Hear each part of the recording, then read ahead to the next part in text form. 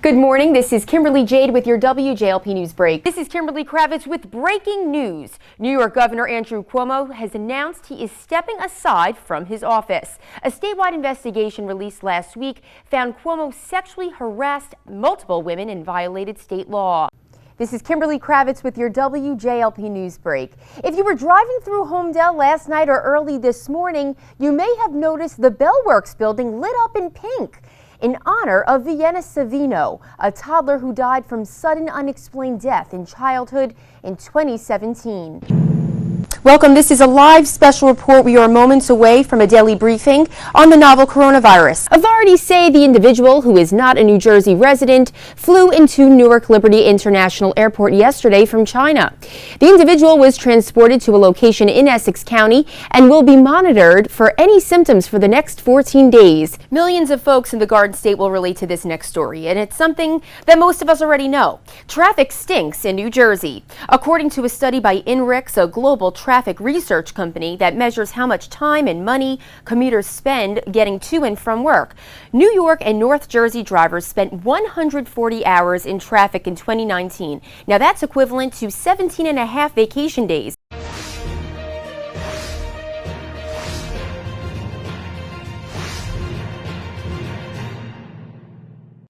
Thanks for joining New Jersey News Network. I'm Kimberly Kravitz. More than 6,000 New Jersey ballots were rejected in the 2020 election. Be sure to download our mobile app for instant weather and news if you haven't already. For additional content, visit our website at njnn.tv.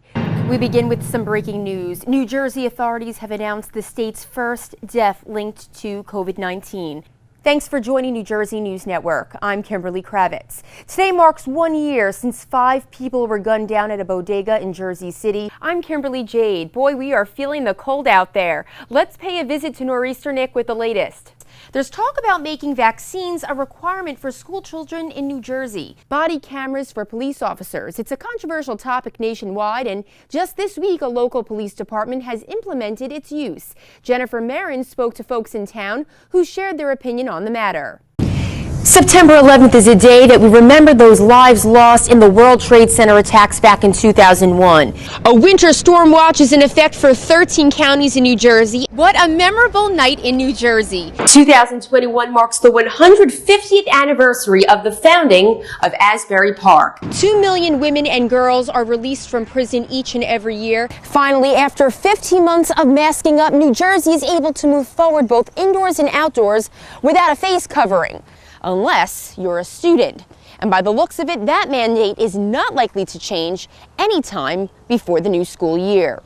None of the schools want to hear us. Frustrated parents have been marching around the state advocating for their children to be unmasked in schools. My kids should not have to sacrifice air for an education. And so right now what we're asking is for the school board members to be brave. Some argue that there is no evidence that the mask stops the spread of the virus.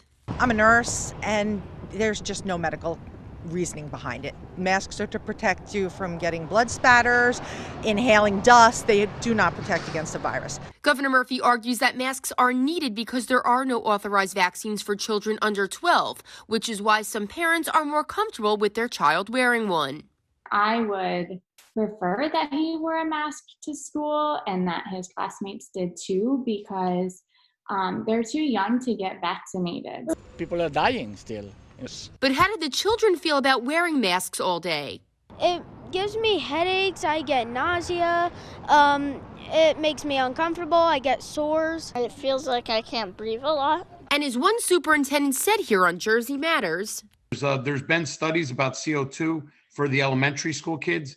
The reason why kids would feel very sluggish after lunch wasn't because they had gym, is that there was an elevated CO2 in the classroom. Some superintendents, such as Dr. Parla Panitas, have reached out to Governor Murphy, asking him to please end the mask mandate for students. And the governor's response is, we are only in June. How should we predict what should happen by September 5th? So for now, we will wait for the governor's next directive. Reporting from Ocean Township for Jersey Matters, I'm Kimberly Kravitz. 1/3 of New Jersey's small businesses have closed their doors since this time last year, but many New Jerseyans continue to fight to reopen completely.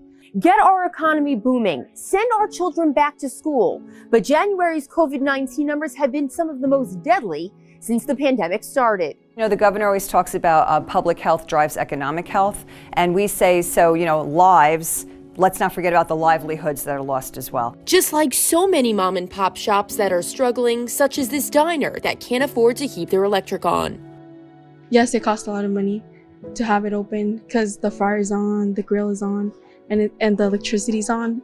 Tony's Freehold Grill has been open for takeout only and are forced to turn their customers away.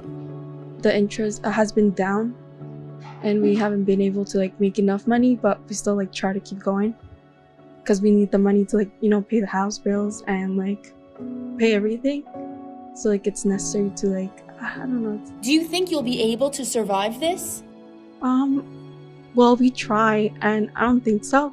And it doesn't end there. This family-owned Tuxedo and Tailor out of Wall, New Jersey may have to shut their doors after 31 years in business. It's about $32,000 a month that we need a revenue to survive.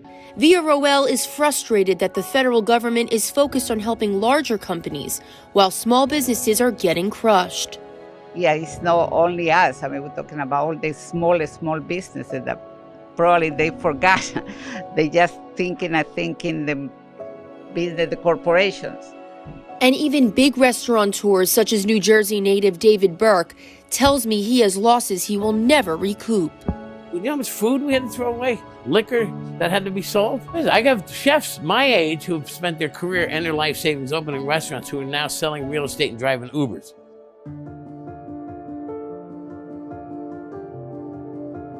The New Jersey Business and Industry Association says they do have a proposal for Governor Murphy, a common-sense approach to reopening by region. That don't just go shut down everyone because you have spikes in Newark. Why are you shutting down the Jersey Shore if spikes aren't there? Because they're two different industries. They're two different economies. But others, like radio personality Bill Spadia of New Jersey 101.5, feels that we should not handle reopening this way. I would not regionalize it. I would scrap all of the metrics and base it on one thing: hospitalizations and death. If I accept the premise of the tests and of the outbreak, well, anything south of 195 should have never closed if we accept that premise. But I reject that premise. The only thing we can do, in my opinion, black and white, reopen or not. And to me, it has to be reopen. The proposal to reopen New Jersey by region is expected to go to Governor Murphy's desk.